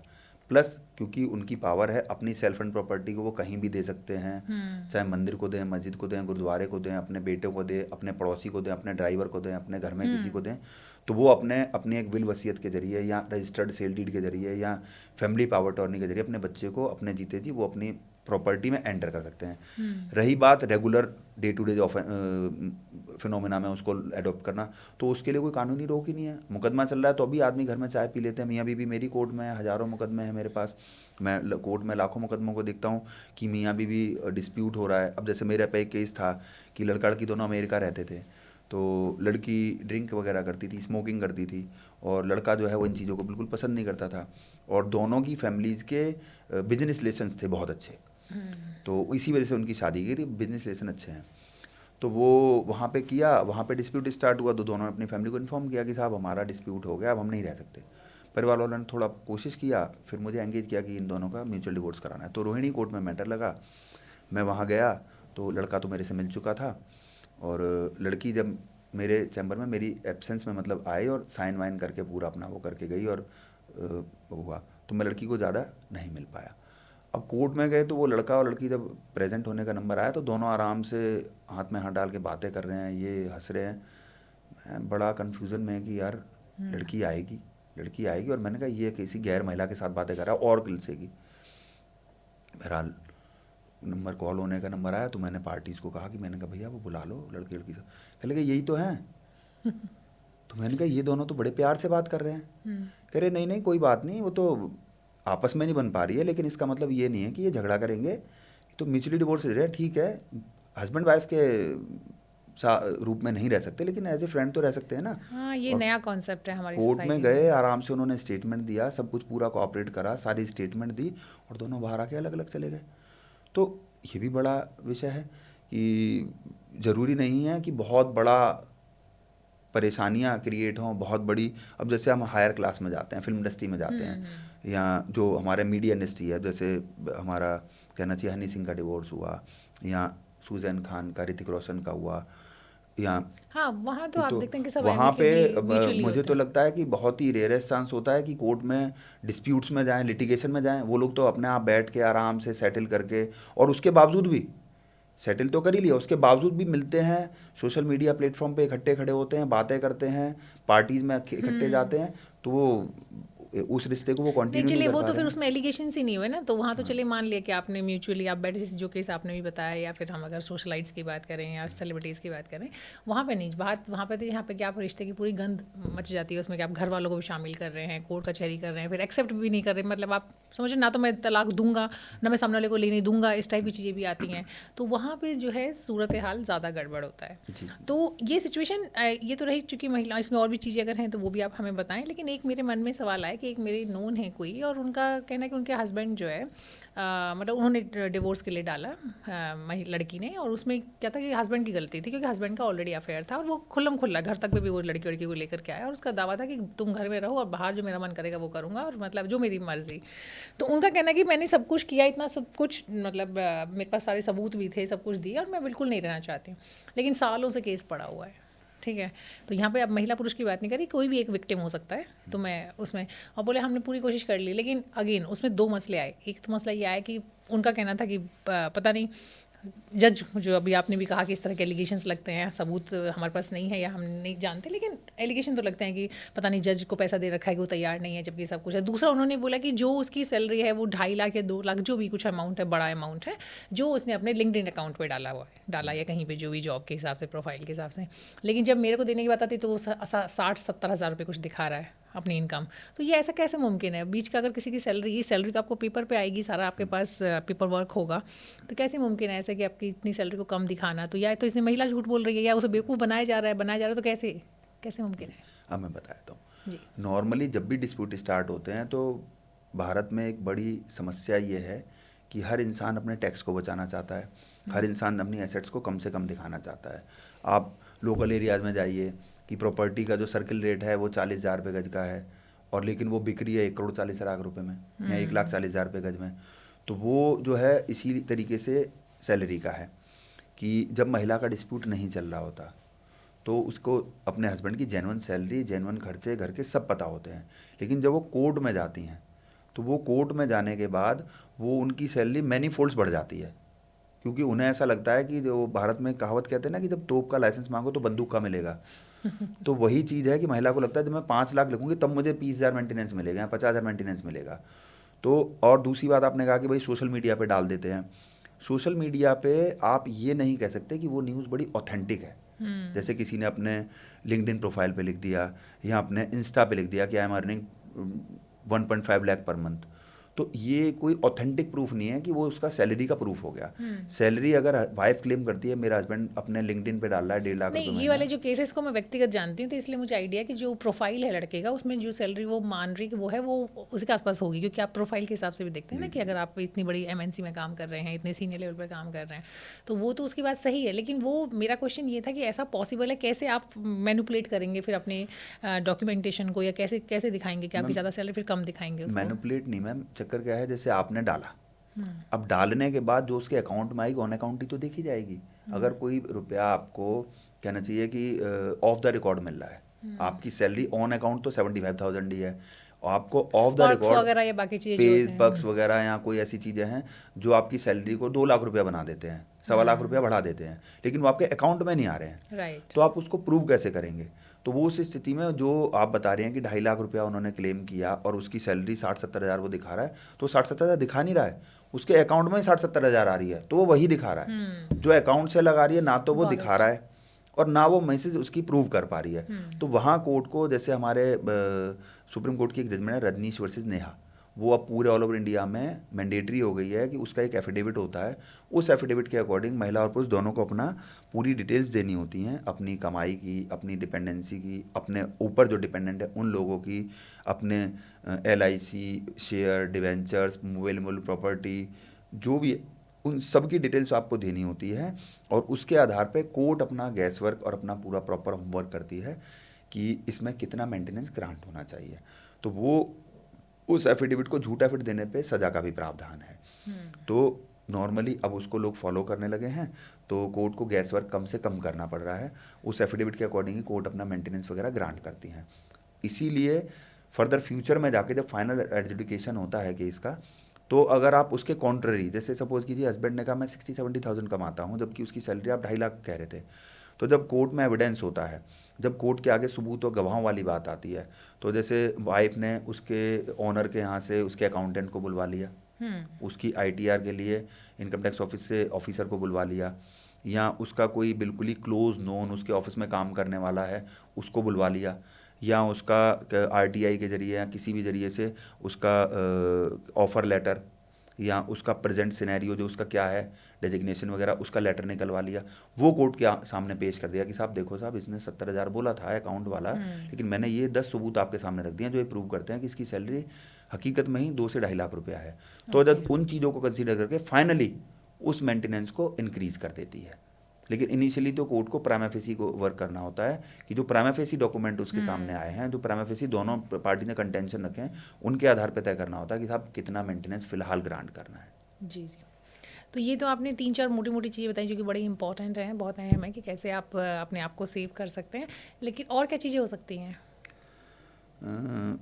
देखिए ये कानून की बात हो गई, भारतीय फाइनेंस की बात हो गई, फैमिली की बात हो गई, ये 3 एस्पेक्ट मेजर होते हैं, लेकिन और भी कुछ चीज़ें होती होंगी जिनसे कि आप और किस किस तरह की ये शायद इसका जवाब देना तब आसान होगा जबकि आप ये बताएंगे पहले कि कौन कौन सी तरह के एलिगेशंस आमतौर पर लगाए जाते हैं इस तरह के केसेस में। जी अब जैसे आपने बड़ा अच्छा सवाल किया कि मेरे एक नोन थे, तो मेरे पास आके बोले कि मनीष बेटी की शादी कर रहा हूँ।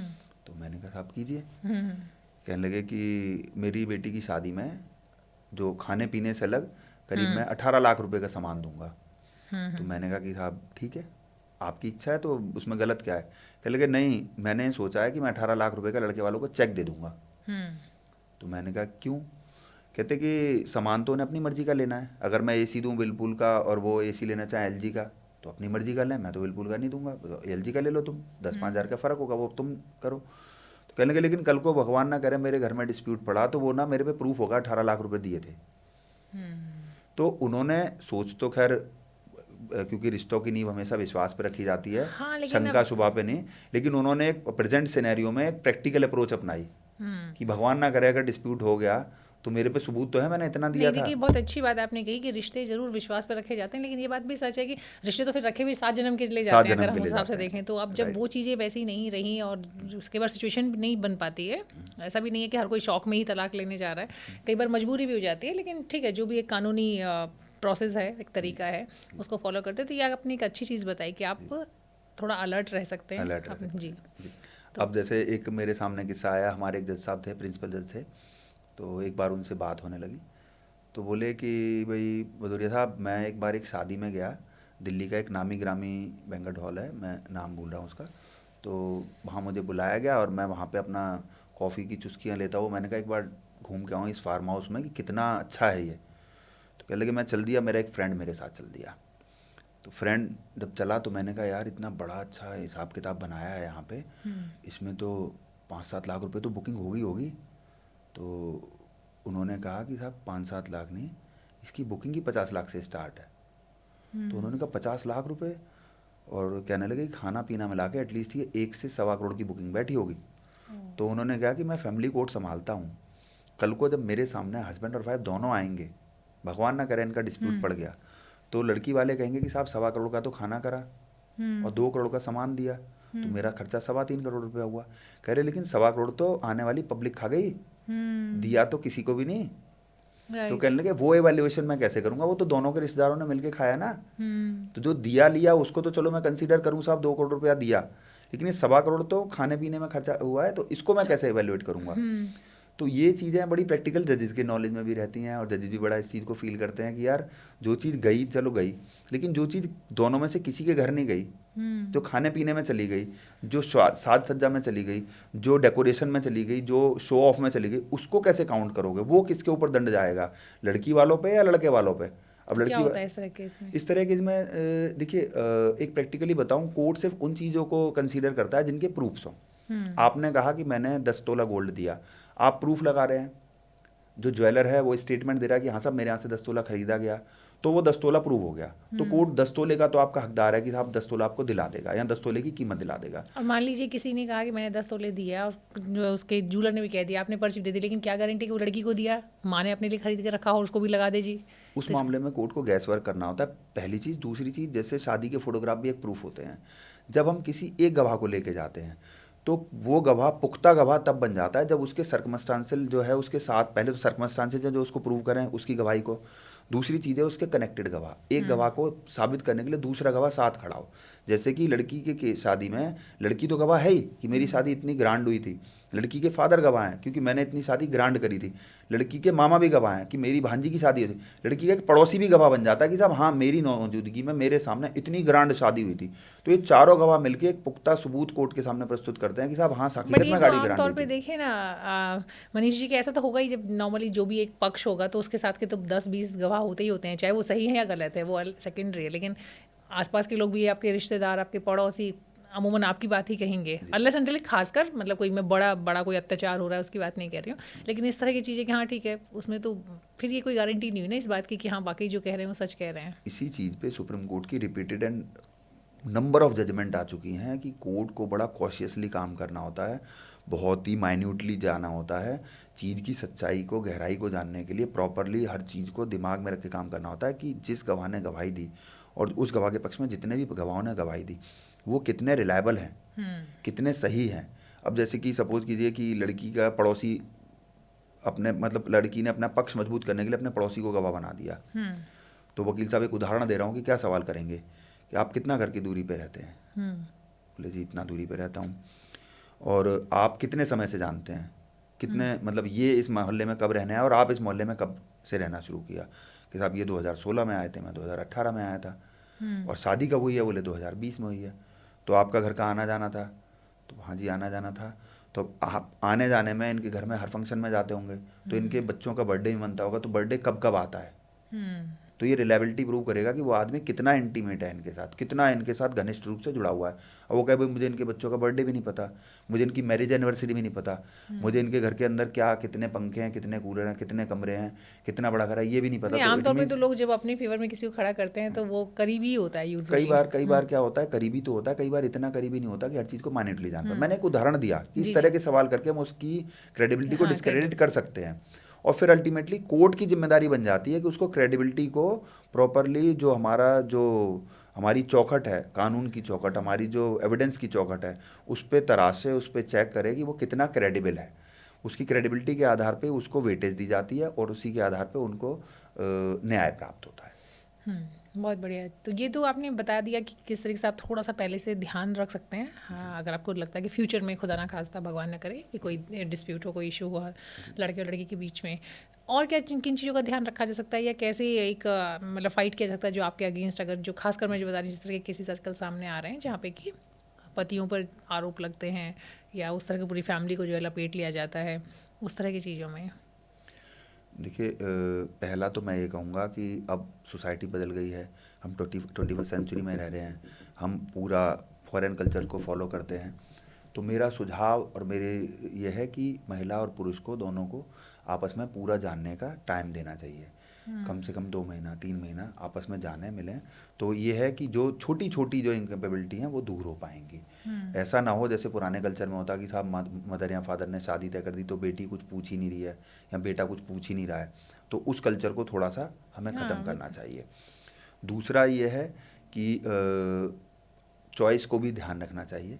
कई बार क्या होता है कि घर की फाइनेंशियल कंडीशन इतनी अच्छी नहीं होती या लड़के की सैलरी इतनी अच्छी नहीं होती, तो घर वालों को ऐसा महसूस होता है कि जॉबडी लड़की लानी है, लेकिन लड़का कहता है मैं 20,000 कमाता हूँ, लेकिन मैं 20 में संतुष्ट हूँ, मुझे 20 की 30 सैलरी नहीं चाहिए, लेकिन मेरी वाइफ नॉन वर्किंग होनी चाहिए। अब क्या है कि परिवार वालों के दबाव में, अरे तू 20 में क्या कर पाएगा, तेरा 20 में खर्चा कहाँ से चलेगा, तो एक काम कर कि जॉब लड़की ढूंढ, अब तेरी सैलरी 20 की 40 हो जाएगी तो तू अच्छा करेगा। अब जब उसके दिमाग में ही बैठा हुआ था कि मुझे जॉब लड़की नहीं चाहिए, और वो ने उसी अनुसार उसने उस चीज़ को दिमाग को सेटिस्फाई कर रखा था, घर वालों के दबाव या घर वालों के अच्छा सोचने की वजह से उसने जॉब लड़की से शादी कर ली। अब उसके दिमाग में तो पहले से ही बैठा था ना कि ऐसा नहीं है, तो जब वो लड़की जॉब पे जाएगी तो उसको कहीं ना कहीं शक, कहीं ना कहीं टेंशन, कहीं ना कहीं बातें निकलेंगी, वो फिर डिस्प्यूट का वजह बनती है और आगे जाके बहुत बड़ी बातें बन जाती हैं। तो दोनों की चॉइस का भी ख्याल रखना चाहिए। तीसरी महत्वपूर्ण बात, दोनों को अपने फाइनेंशियल जो स्टेटस है उसका भी ध्यान रखना चाहिए। कई बार क्या होता है कि एक लड़का जो है एक मिडिल क्लास या लोअर क्लास घर का है, लड़की हायर क्लास की है, लेकिन लड़का जो है एक अच्छे हेल्दी काम कर रहा है, तो अब उस स्थिति में घर वाले क्या हैं कि समाज को लेके चलो यार काम कर रहा है ना, अच्छा काम कर रहा है, तो ये देखो जी ये तो इतना तो कमाई लेगा कि मेरी बेटी को अच्छा स्टैंडर्ड दे देगा, अब इसके घर वालों से क्या लेना देना। तो वहाँ भी समस्याएं आती हैं क्योंकि लड़का जो है वो लोअर स्टैंडर्ड से ऊपर की तरफ बढ़ रहा है, बढ़ा तो है नहीं, बढ़ रहा है, तो वो अपने उस स्टैंडर्ड को, अपनी उस सोच को बदलने में थोड़ा समय लगता है, नहीं बदल पा रहा है। अब लड़की डायरेक्ट हाई स्टैंडर्ड से उस स्टैंडर्ड में आके रहना शुरू किया है, तो वो अपने उस स्टैंडर्ड को नहीं बदल पा रही है। तो सब बात ठीक है, परफेक्टली पूरा घर चल रहा है, परफेक्टली खर्चे निकल रहे हैं, लेकिन वो स्टैंडर्ड वाली जो बात है ना, सोच हाँ कि मेरे पापा एग्जैक्टली। तो हैं वो 15,000 की नौकरी करके मैं 35,000 की पे पहुंचा हूँ, और लड़की का सोच ये है कि मेरे पापा ने 1 लाख का बिजनेस रखा, अब 2.5 लाख पे पहुंचे हैं। तो वो 1 लाख से 2.5 गैप लाख तो और रहेगा। 15 से 35,000, वो ना वो सोच जो है वो फिर डिस्प्यूट रेज करती है। तो जब भी शादी करें तो एक धरातल की सच्चाई, सारी चीज़ें, फिजिकल, मेंटल, सोशल, इकोनॉमिकल, हर तरह के एस्पेक्ट, इवन मैं तो आज की डेट में कहूँगा कि सोशल मीडिया के एस्पेक्ट भी जो करके चलें। आज की डेट में इस तरह के बहुत सारे मुकदमे बढ़ रहे हैं कि महिला जो है वो सोशल मीडिया पे एक्टिव है, इसीलिए डिस्प्यूट हो रहे हैं, हाँ मैं एग्जैक्टली इसीलिए। मेरा ये क्वेश्चन था और अच्छा हुआ कि आपने जिक्र कर दिया। ये मैं जानना चाहती थी कि जो सोशल मीडिया से एक दो केस मैंने कहीं पर पढ़े हैं कि जैसे लड़की को सोशल मीडिया का बहुत इंटरेस्ट है, वो रील्स बनाने में बिजी है, ठीक है, पूरा टाइम सोशल मीडिया पे ही जाता है, उसका हस्बैंड को पसंद नहीं है इस तरीके से अपनी वाइफ का या किसी का भी कि मतलब बहुत ज़्यादा अगर इस ठीक तरह बात से है। जब आप पब्लिक फिगर में या जा रील्स के नाम पर जो कुछ होता है हर चीज़। अब इसमें दो चीज़ एक साथ आती है, एक तरफ आ जाती है वो वाली भाई ये मेरी पर्सनल फ्रीडम है, मेरी पर्सनल चॉइस है, जिसको कि नॉर्मली सब लोग रेस्पेक्ट भी करते हैं, लेकिन दूसरी तरफ ये भी कि जब आप किसी रिलेशन में होते हैं तो एमिकेबल दोनों का मतलब म्यूचुअल बहुत सारी चीज़ें होती हैं जो एक दूसरे का रेस्पेक्ट, एक दूसरे की चॉइस का, एक दूसरे की पसंद का, वो भी इंपॉर्टेंट चीज़ होती है। तो इस तरह के केसेस भी जैसे मैंने भी कहीं पढ़ा है, तो इस तरह के केस कितने आते हैं जहाँ पे पता चला कि मोबाइल या रील बनाने या सोशल मीडिया पे रहने के चक्कर में जो है सिर्फ इस वजह से, मैं ये नहीं कह रही हूँ कि उसका किसी के साथ कोई और रिलेशन था या कुछ और था, नहीं, लेकिन चॉइसेस बिल्कुल अलग हैं। और इस चीज़ के ऊपर भी कोई कोई केस इस तरह के आते हैं क्या आपके पास? बहुत सारे केसेस हैं, और आज की डेट में मैं ये मानता हूँ, मेरा खुद का प्रजम्पशन है कि अप्रोक्सीमेटली 40% केसेस में महिला, अगर पुरुष मुकदमा डाल रहा है तो उसका एक एलिगेशन ये ज़रूर होता है कि मेरी मिसेज जो है सोशल मीडिया पे एक्टिव रहती है, या सोशल मीडिया पे लोगों से चैट करती है, या अनजान लोगों से बातचीत करती है, और ये एक बड़ा वजह है तलाक का। देखिए, सोशल मीडिया एक ऐसा प्लेटफॉर्म है कि इंसान को ना किसी एक, जैसे आपने टीवी देखना है तो आपको एक टीवी का रूम होगा, और वो टीवी एक ही जगह स्टेबल होगा। आप सब लोग देखने जाएंगे तो उसी कमरे में हाँ जाएंगे, वहीं सोशल टीवी मीडिया तो चला के बहुत पर्सनल बैठेंगे। चीज़ आती है ना, अपने मोबाइल में अब देख। सोशल मीडिया क्या है, वॉशरूम में गए, बड़ा कॉमन सा है, आदमी ले गया मोबाइल, देख रहा है। अब वो देख रहा है कोई भी चीज़, बाहर वाला क्या सोच रहा है उसे तो नहीं पता ना। अब मैसेज आ गई, उसने चला लिया, हस्बैंड को लग रहा है कि ये अंदर किसी से वीडियो चैट कर रही है, या बातचीत कर रही है, या वो कर रही है। सिमिलर स्थिति वाइफ के साथ है, हस्बैंड गया तो वो भी यही सोचेगी।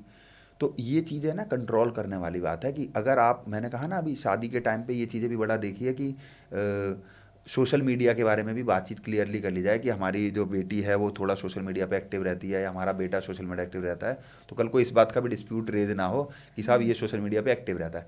तो ये बहुत सारे फैक्टर्स हैं जो कंसीडर करे जाएँ शादी से पहले ही, जिनके आधार पर आगे का रिश्ता तय हो। कल को, अब जैसे मैं एक बड़ा अच्छा उदाहरण दूंगा कि मेरे एक मित्र हैं, इंस्पेक्टर हैं दिल्ली पुलिस में, तो उनके जब वो उन्होंने सब इंस्पेक्टर भर्ती हुए तो उनके जो उस्ताद थे जिन्होंने उनको ट्रेनिंग दिया पुलिस की, तो उनसे बोले कि बेटा देख, तू उम्र में छोटा है और मैं तेरा उस्ताद हूँ, तुझे मैं सिखा रहा हूँ कि सब इंस्पेक्टर कैसे काम करता है, तो मैं तुझे एक सलाह दूंगा, 2 सलाह दूंगा, उनको मान के तुझे चलना है। तो उसने कहा वो कि साहब बताओ। कहने लगे पहली सलाह तो ये कि तू चाय को या बीड़ी सिगरेट को, किसी छोटे से अम्ल को जो तेरी फैमिली लाइफ को और पर्सनल लाइफ को हर्ट ना करे, लेकिन छोटा सा है वो, उसको अपने साथ गले लगा ले, क्योंकि इस प्रोफेशन में ना टाइमिंग नहीं है।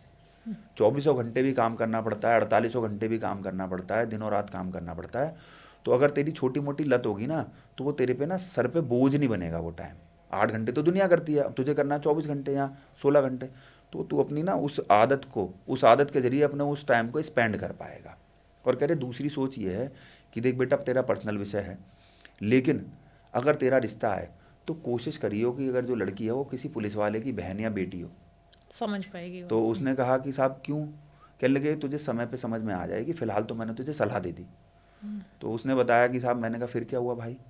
तो कहने लगे कि साहब फिर मेरा रिश्ता जो है, मेरे ससुर जी जो हैं वो यूपी पुलिस में इंस्पेक्टर थे, मैं सब इंस्पेक्टर था, और बातचीत चली तो फिर पापा वगैरह ने पूछा कि साहब कैसा है, तो मैंने कहा भाई सारी चीज़ ठीक है, लेकिन एक प्लस पॉइंट है, मेरे उस्ताद ने कहा था कि साहब लड़की पुलिस वाले की होनी चाहिए, तो वो भी प्लस ही पॉइंट है। फिर मेरी शादी हो गई और आज मेरी बीवी बड़ी खुशी से हम दोनों मेंटेन कर पा रहे हैं, क्योंकि हमारा काम ऐसा है कि होली दिवाली हाँ। दशहरा छुट्टियां ड्यूटियां लगती हैं, और बच्चे हर किसी के यही कहते हैं कि त्यौहार पे पापा साथ हों या छुट्टियों में पापा साथ घूमें, तो मैं उनको कन्विंस कर पाता हूँ। मेरी बीवी प्यार से उन्हें कन्विंस कर देती कि नहीं बेटा, पापा की ड्यूटी होती है, छुट्टियों के बगैर घुमा लाएंगे, अभी वो तो उनका तो काम एक्चुअली है। क्या होगा कि उसको समझ में आती है ना दोनों के कहीं ना हाँ, कहीं तो सेम ये चीज़ प्रोफेशन है ना, ये से जो है ये कनेक्शन बड़ा है। विषय है कि जब भी आप किसी चीज़ को चूज कर रहे हैं, जैसे लाइफ पार्टनर तो सबसे बड़ा विषय है। मेरा मानना है कि इंसान के दो जन्म होते हैं, एक तो जन्म और एक शादी के बाद का जन्म। तो जन्म से और शादी तक तो आदमी एक फैमिली लाइफ जीता है, उसमें ना उसको कोई बाउंडेशन नहीं है, चाचा के यहाँ गया, मामा के यहाँ गया, मौसा के यहाँ गया, इधर गया उधर गया, घूमा फिरा मस्त एकदम, कोई लेना नहीं देना नहीं, घूम रहा है। जो शादी के बाद का जन्म है उसमें बाउंडेशन है, क्योंकि उसमें एक परिवार और जुड़ गया। अब साड़ू के यहाँ गया, साले के यहाँ गया, अच्छा। इनके यहाँ ससुराल जी। में गया, तो उसकी जो है एक अलग लिमिटेशन है कि वहाँ जाएगा तो वहाँ एक मिठाई का डिब्बा लेके जाएगा, वहाँ जाएगा तो वहाँ फलाना काम करेगा। तो वो नहीं, दूसरे जन्म को लेके चलना बड़ा विषय है। राइट। तो आपने जो कहा कि ये तो शादी बाद कि आप शादी करते हुए ध्यान रखें, पर इधर क्या हुआ कि लगभग 30 साल शादी के बाद, 40 साल बाद इस तरह के केसेस भी काफ़ी सुनने को मिल रहे हैं। अगर एक मतलब कुछ फैंसी सी टर्म दे दी गई है, ग्रे डिवोर्स, ठीक है, हाँ सिल्वर बिल्कुल। डिवोर्स। तो अब ये चीज़ है कि जहाँ पे अब अगर शादी के 6 महीने 1 साल के अंदर डिवोर्स हो रहा है या उसके लिए अप्लाई कर रहे हैं, तो मान लेते हैं कि चलिए भाई ये कुछ इनकी ना ट्यूनिंग नहीं हुई होगी। जी। लेकिन अब 25-30 साल के बाद जहाँ आपके बच्चे बड़े हो गए, सब कुछ हो गया, आपने पूरी ज़िंदगी साथ काट ली, 70-75 साल की उम्र में आप डिवोर्स के लिए जा रहे हैं, तो वो क्या, उसके पीछे क्या वजह होती है? जब इतने साल साथ निकल गए तो इस उम्र में फिर क्यों इंसान इस तरह के। आपका जो सवाल है उस पर मैं एक मेरे से जो जीवन का शेयर है मैं उसको करना चाहूँगा कि मेरे पास एक महिला आई और उनकी करीब उम्र थी 67 ईयर्स की, और उनके हस्बैंड थे करीब 75-76 ईयर्स के। तो उन्होंने कहा कि साहब मेरे हस्बैंड मुझे घर से निकालना चाह रहे हैं ज़बरन, और मुझे जो है रोका जाए उनको। तो मैंने कहा वजह? तो उन्होंने कहा कि मैंने उनकी ना देखभाल के लिए उन्होंने एक मेड रखी थी 30-35 साल की, और उनका जो है वो मेड को ही वाइफ की तरह रखने लगे हैं, तो मुझे वो निकालना चाहते हैं, अलग करना चाहते हैं। तो फिर मैंने उनका अल्टीमेटली मैंने सारी चीज़ों को देखा, मार पिटाई करते हैं, सारी चीज़ें करते हैं, तो मैंने उनका फिर डोमेस्टिक वायलेंस का केस बनाया और पहली डेट पे जज साहब को सारे हालात और प्रूफ्स के साथ दिखाए, तो जज साहब ने उनका स्टे कर दिया कि साहब घर से नहीं निकालेंगे। और इसमें मज़े की बात ये थी कि उनके बच्चों के बच्चे तक हो चुके थे। तो वो जो दूसरी महिला वजह थी, उस वजह से उनका मुकदमा कोर्ट तक आया। फिर वो 2-3 साल लड़े, लड़ने के बाद फिर दोनों का बच्चों ने ही आपस में करके सेटल कराया, और सेटल करने के बाद दोनों ने म्यूचुअल कंसेंट से डिवोर्स लिया फिर वो जाके। तो जो एक उम्र के बाद जो ये आती हैं, उसमें बड़ी वजह या तो कोई बाहर का रिलेशन हो जाता है। एक और मेरे पे आया था मैटर कि एक हस्बैंड ने दिल्ली में पूरी लाइफ जॉब किया, उसके बाद वो बेंगलोर में सेटल हो गए। बेंगलोर में सेटल होने के बाद मिसेज जो है, क्योंकि बेटा जो है वो दिल्ली में रहता था, तो मिसेज उनके साथ ही रहने लगी। कुछ समय बाद बेटे ने भी डिमांड किया कि साहब मुझे प्रॉपर्टी में मतलब चाहिए, मुझे पैसा चाहिए, मुझे बिजनेस करना है, ये करना है। तो मिसेज ने हस्बैंड को कहा, हस्बैंड उसको पे करने को तैयार नहीं थे, मानने को तैयार नहीं थे उन बातों को। तो अल्टीमेटली फिर मिसेज ने उन पे डोमेस्टिक वायलेंस का केस डाल दिया। फिर वो आए यहाँ पे, यहाँ आने के बाद मैंने कोर्ट से रिक्वेस्ट किया कि इसको मीडिएशन रेफ़र किया जाए, जो बातचीत एक प्लेटफॉर्म पे हो पाए, तो मीडिएशन रेफ़र किया गया। तो उसने कहा भाई बताओ क्या चाहती हो। तो उसने कहा कि भाई अब क्योंकि गलती तो इतनी बड़ी नहीं थी, तो वो वजह बोले बताओ।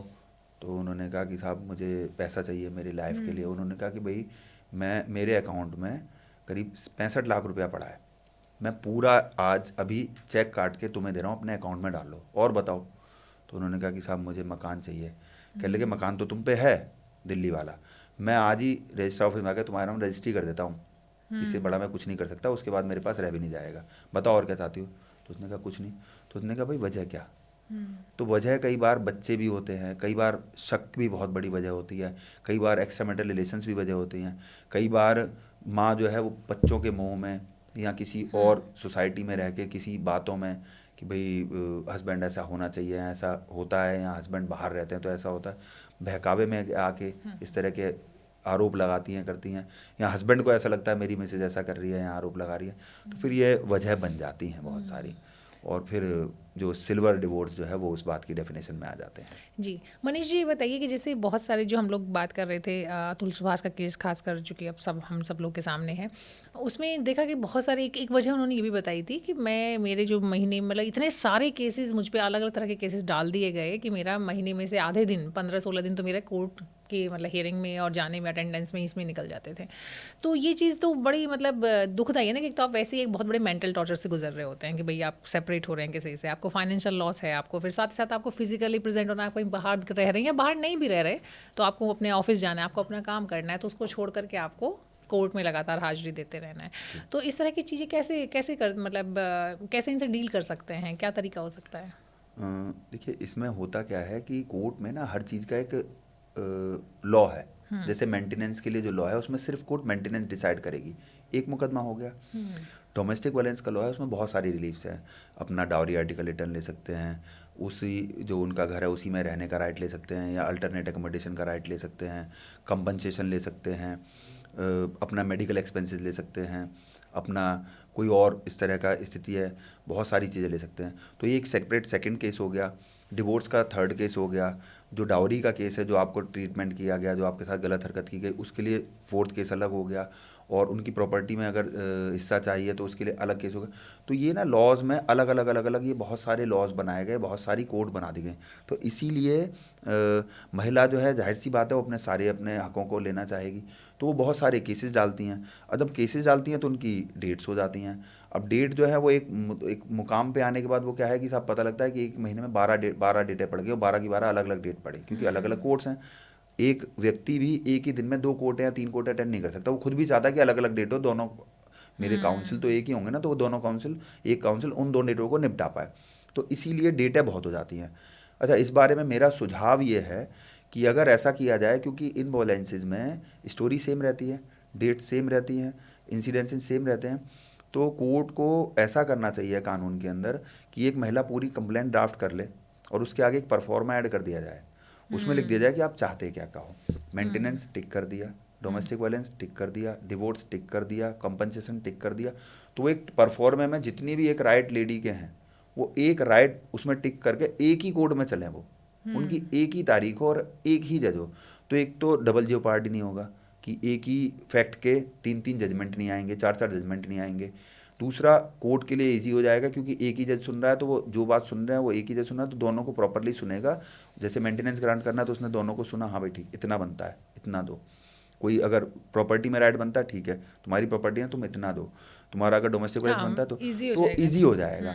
लिटिगेशन भी भारत में लाखों कम होंगे, और प्लस उसके साथ साथ कोर्ट्स के लिए ना डबल जेओपार्डी वाली स्थिति नहीं आएगी, वो मैटर निपट पाएंगे। ये तो बहुत अच्छा सुझाव है और मुझे लगता है कि इससे तो अप्लाई करने में प्रॉब्लम भी नहीं होनी चाहिए, बट सुप्रीम कोर्ट भी बार बार चिंता जाहिर कर रहे हैं कि इतने केसेस को कैसे निपटाया जाए। मतलब ये एक माना जाता है कि एक तो मैट्रिमोनियल आपको क्या डिस्प्यूट जो लगता है है वो कि इस बीज तरह है। के कोई इस तरह की एडवाइस जो आप दे रहे हैं, इस तरह की एडवाइस पर अभी तक काम क्यों नहीं किया गया? भारत के अंदर समस्या ये है कि ना हर जज के जो पावर दी गई है वो उसके ना एक्सपीरियंस के अनुसार दी गई है। जैसे फैमिली कोर्ट है तो वहाँ फैमिली कोर्ट में एक्सपीरियंस जजेस को बिठाया जाता है, तो माना जाता है कि वो फैमिली के मैटर्स को बड़े ही तजुर्बे के अनुसार निपटाएंगे। तो उनकी एज नॉर्मली जो है 52-55 अप्रॉक्सीमेटली 60 के अराउंड आ जाती है। तो वो पूरी ज़िंदगी ताउम्र देखे हुए जजशिप को करे हुए वहाँ बैठे होते हैं, तो वो महिला पुरुष को ना एक बड़े की एल्डर भावना से समझा पाते हैं। अरे समझ नहीं गए, साहब आप घर देखो हाँ ज़िंदगी कोई खराब हो जाएगी, ऐसा नहीं करना चाहिए, ऐसा नहीं, इसको समझो करने के लिए।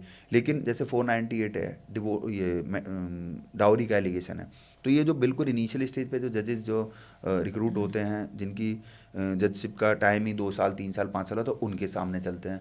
तो वहाँ क्या है कि यार ये तो डिसाइड करना है कि भाई दहेज के लिए प्रताड़ित किया या नहीं किया, तो वो उनकी कोर्टों में चलते हैं। डोमेस्टिक वायलेंस है वो किसी के साथ भी हो सकती है, और इनिशियली भी हो सकती है और लेटर स्टेज भी हो सकती है। तो वो भी कोर्ट को ही पावर दिया हुआ है कि साहब आप ही इन चीज़ों को देखो, छोटी छोटी चीज़ों को एडजुडिकेट होने में सालों लग जाते हैं। तो उनको तो ये जो उनके एक्सपीरियंस के लेवल के अनुसार उनमें ये जो मुकदमों का बंटवारा किया हुआ है, जजों का बंटवारा किया, इसलिए एक कोर्ट में नहीं लाए जाते हैं। हाँ, अगर कहा जाए कि फैमिली कोर्ट को ही सारी पावर दे देंगे एक ही जज इनको सुनेगा, तो फिर एक एक्सपीरियंस हाई कोर्ट को या सुप्रीम कोर्ट को डिसाइड करना पड़ेगा, इतना एक्सपीरियंस जज होगा जो इन चीज़ों को सुनना स्टार्ट करेगा या सुनेगा। जी। मनीष जी, एक और सवाल, आखिरी सवाल हमारे इसका अभी जो हम लोग बातचीत कर रहे हैं उसका ये है कि जैसे आपने बताया कि बहुत सारे एलिगेशंस लगते हैं, ये सब होते हैं, तो एलिगेशंस हैं, राइट? तो क्या ऐसे केस भी आपके सामने आते हैं जहाँ पे पुरुष बताते हैं कि महिला ने मुझे पीटा, फिजिकल टॉर्चर किया, जो डोमेस्टिक वायलेंस की बात कर रहे थे ना, क्योंकि महिलाएं तो लगाती ही हैं, कुछ जेन्युइन भी होते हैं, कुछ नहीं भी होते हैं, लेकिन क्या आपने ऐसे इस तरह केस भी आपके सामने आते हैं जहाँ पे कि देखते हैं कि पुरुष जो है वो इस लेवल तक प्रताड़ित है कि महिलाएं उन्हें पीट रही हैं, पत्नी? तो हज़ारों आते हैं मैम, हज़ारों आते हैं जिसमें पुरुष के पास प्रूफ तक है कि मुझे पीटा है, या मेरे स्वेलिन आ गई, या मैंने पुलिस कंप्लेंट दी, पुलिस आई, पुलिस मेरा MLC करा के ले, हज़ारों आते हैं। लेकिन वही है भारत की कानून व्यवस्था, अगर उस कानून व्यवस्था करना चाहते हो तो सब चीज़ों को साबित करने का एक प्रोसेस होता है। जैसे कि हमने अतुल सुभाष का, आपने पूरे इंडिया ने देखा, आपने भी देखा, मैंने भी देखा, लोगों ने एक पक्ष तो देखा कि अतुल सुभाष प्रताड़ित था, उसने लिखकर और वीडियो बनाकर उसने अपना सुसाइड कमिट किया, लेकिन ये चीज़ जो है ये ट्रायल का विषय है कि वो वीडियो सच्चा है, वो जो लिखा हुआ उसी की हैंडराइटिंग में है, और वो किस परिस्थिति, किस हालात में, सर्कमस्टांसेस क्या था कि उसने लिखा है। मे भी हो सकता है कि उसने आधी बातें झूठ बोली हों, मे भी हो सकता है उसने फॉल्स इम्प्लीकेशन करने के लिए झूठ बोला हो, लेकिन लीगल प्रोविजन ये है कि मरने वाला आदमी कभी झूठ नहीं बोलता, तो उसकी बात को सच्चा माना जाएगा और माना भी जाना चाहिए। लेकिन फिर भी ये कानून की कसौटी पर परखा जाएगा कि वो सचमुच उतना ही प्रताड़ित था जितना बोला है, या उससे कम या ज़्यादा था। तो उसके आधार पर तय किया जाएगा कि कन्विक्शन क्या हो या सेंटेंस क्या हो, या हो भी इस तरह के हालात यहाँ थे भी कि नहीं थे। क्योंकि उसने ओपन कोर्ट में एक जज पे आरोप लगाया कि जज साहब ने 5 लाख रुपया मांगा, ये कहा, तो उसकी तो कोई वीडियो रिकॉर्डिंग तो है नहीं, और वो जज जो है वो हजारों होगी भी मुकदमों को नहीं, देख रहे पॉसिबल भी नहीं है, हैं, कहाँ हजारों से? मुकदमों को देख रहे हैं। फिर तो हर आदमी कह देगा कि साहब मेरे से फलाने जज ने 2 लाख मांगे, 3 लाख मांगे, 4 लाख मांगे, तो वो फिर वो कहाँ से साबित करोगे आप? तो इसका मतलब शायद वो इसने ओवर इम्प्लीकेशन भी करा, क्योंकि जज की डेटा देने से प्रताड़ित था, तो उसने जज पे सीधा ओपन कोर्ट में डाइस पे बैठ के ये आरोप लगा दिया कि जज साहब डाइस पे बैठ के मेरे से 5 लाख रुपया मांग रहे थे, क्योंकि उसको जज से प्रताड़ित था, तो उसने ओवर इम्प्लीकेशन कर दिया उनका। तो ये ओवर इम्प्लीकेशन जो है वो कानून की कसौटी पे परखा जाएगा कि हाँ, सचमुच लेकिन ऐसा था इसमें भी क्या कि हो जाता है नहीं। कि क्योंकि जो आप भी बात कर रहे हैं, यहाँ भी सोचे वो एजम्पशन ही है, क्योंकि बाकी तो वो ना वो शख्स है इस दुनिया में इस बात को मतलब उसे क्रॉस चेक कराने के लिए। और ये बात सच है जो कि आपने कहा कि जब जो इंसान दुनिया से जाता है तो उसकी जो बात वो कह के गया उसको माना जाता है कि उसने सच ही कहा होगा। तो ये तो है कि बहुत सारे एलिगेशंस हैं, सब कुछ है, लेकिन अब अगर प्रैक्टिकल सिचुएशन में देखें तो प्रैक्टिकल सिचुएशन में बात अगेन घूम फिर के वही आती है कि आप ने जो चीज़ें बताई कि आप कहीं ना कहीं, कोई नहीं चाहता कि रिश्ता ख़राब हो, लेकिन अगर वो ऐसी कोई नौबत आ ही जाती है और लगता है कि पूरी कोशिश करके भी रिश्ता नहीं चल रहा, तो आपको अपने लिए कहीं ना कहीं, आज की जो बातचीत है हमारी इसमें यही है कि मेल्स के लिए उनको किस तरह से अपने आप को सिक्योर कर सकते हैं, क्योंकि अभी मुद्दा जो है वो यही है कि किस तरीके से बहुत सारे केसेस में पतियों पर फर्जी आरोप लगाए जा रहे हैं। अगले किसी पॉडकास्ट में, अगली किसी बातचीत में हम महिलाओं के हक पे भी बात करेंगे और उन्हें किन किन चीज़ों का ध्यान रखना चाहिए उसके बारे में बात करेंगे। तो मुझे पूरी उम्मीद है कि जो भी चीज़ें आपने बताई हैं कि कोई भी पति कैसे अपने आप को सेव कर सकता है और जो फॉल्स एलिगेशंस हैं उनसे काफ़ी हद तक बचाव मुमकिन है। बहुत बहुत शुक्रिया आप आए, आपने इतनी अच्छी जानकारी, इतनी काम की जानकारी हमारे और हमारे दर्शकों के साथ शेयर की। Thank you so much. Thank you.